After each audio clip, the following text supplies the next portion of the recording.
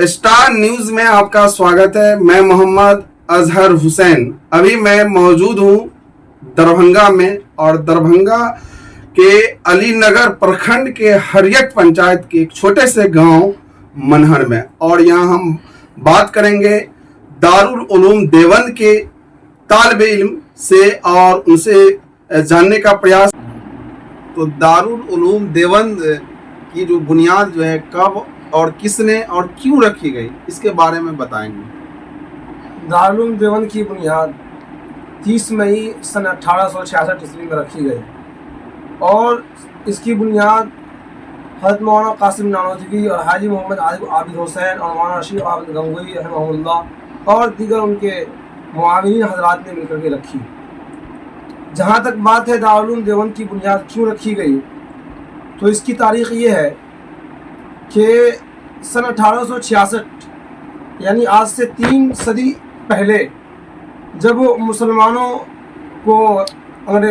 पर जब अंग्रेज़ जुल्म ज़्यादती कर रहे थे और जिस वक्त अंग्रेज़ हिंदुस्तान आए थे, तो उस वक्त वो ये चाह रहे थे कि अंग्रेज़ी साम्राज्य यहाँ कायम किया जाए और मुसलमानों को इस्लाम से बरगश्ता किया जाए, यानी मुसलमानों को इस्लाम से फेरा जाए। और यही वजह थी कि उन्होंने ये जिम्मेदारी ली थी कि जगह जगह उन्होंने कॉलेज कायम किया था और हिंदुस्तान के मुसलमान बच्चों को उनके माओं से ले करके उनको बहला और बहका करके ये क्या करके हम आपके बच्चों को तालीम भी देंगे और आपके बच्चों को यानी कि परवरिश भी करेंगे।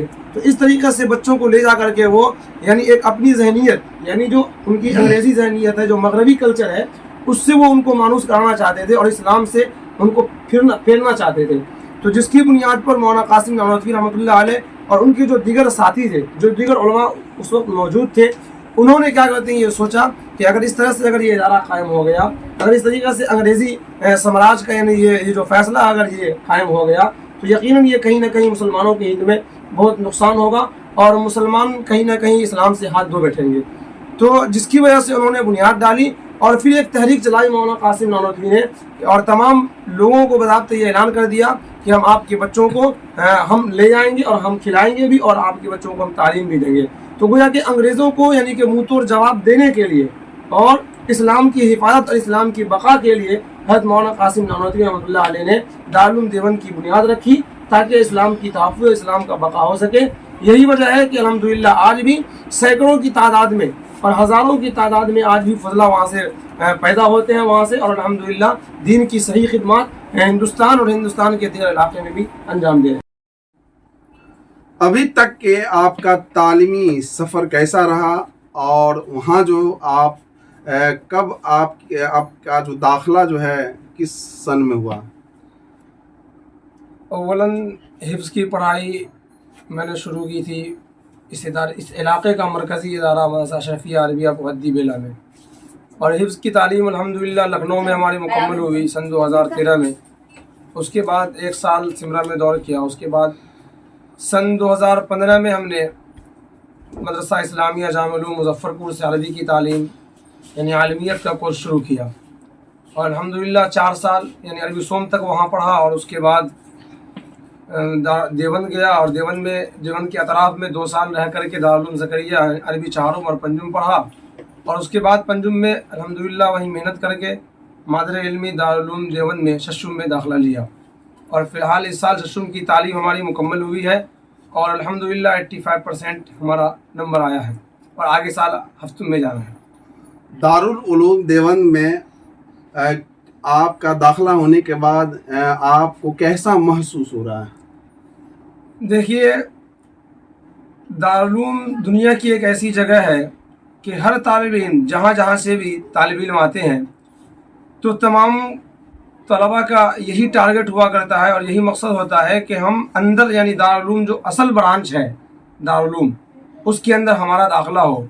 और अभी भी आप वहाँ देखेंगे जाएंगे तो तकरीबन 20 से 25 हज़ार स्टूडेंट वहाँ मौजूद हैं और वहाँ तैयारी कर रहे हैं और उन 20 से 25 हज़ार स्टूडेंट के अंदर सिर्फ़ और सिर्फ 2-2.5 हज़ार स्टूडेंट का वहाँ दाखिला होता है। यकीनन बहुत जिद्दोजहद के बाद स्टूडेंट का दाखिला होता है वहाँ। और अभी वहाँ जो है 20,000 से 25,000 स्टूडेंट ऐसे हैं जो दाखिले के लिए वेटिंग में हैं। जी बिल्कुल जी। वहाँ आप जाएंगे तो हर जगह कहीं भी कोई भी जगह खाली नहीं मिलेगी कि जहाँ स्टूडेंट बैठ करके तैयारी ना कर रहे हों। اور بہت جدوجہد کے بعد اور پوری رات جاگ کر کے اور بہت رو کر دعا کر کے اور بہت محنت کے بعد اور اللہ کے فضل سے جو ہے جن کی قسمت ہوتی ہے انہی لوگوں کا وہاں داخلہ ہو پاتا ہے. جس سال آپ کا داخلہ ہوا دارالعلوم دیوبند میں، تو آپ کے ساتھ جو ہے دربھنگہ ضلع سے جو ہے کتنے درسی ساتھی آپ کے ساتھ؟ دربھنگہ ضلع کے تقریباً 100-200 اسٹوڈنٹ تو ضرور ہوں گے، لیکن الحمدللہ دربھنگہ ضلع سے عربی سیکشن کے اندر صرف اور صرف 2 بچوں کا داخلہ ہوا تھا. ان میں سے ایک میں ہوں اور ایک ہمارے ساتھی ہیں حشمت اللہ بھائی ہریٹ کے.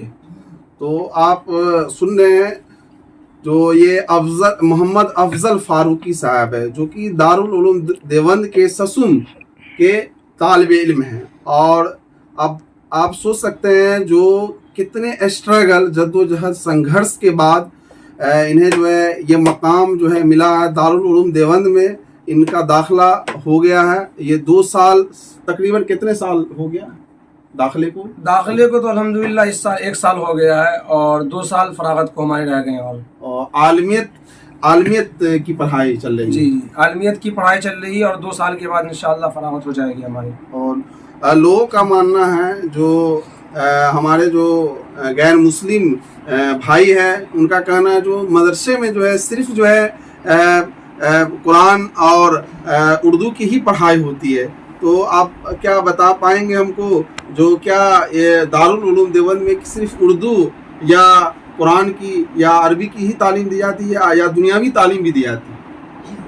لوگوں کا یہ جو تھنک بنا ہوا ہے اور لوگ یہ جو سوچتے ہیں کہ عالم لوگ صرف اردو ہی تک جانتے ہیں اور انگلش وغیرہ سے واقف نہیں ہے، یہ یقیناً کہیں نہ کہیں لوگوں کی غلط فہمی ہے. حقیقت یہ ہے کہ آج الحمدللہ ماحول اور سچویشن کے اعتبار سے جہاں ایک طرف اردو کی تعلیم اور قرآن و حدیث کی تعلیم دی جاتی ہے، وہیں دوسری طرف انگلش اور ہسٹری اور جغرافیہ اور سائنس وغیرہ کی بھی تعلیم دی جاتی ہے.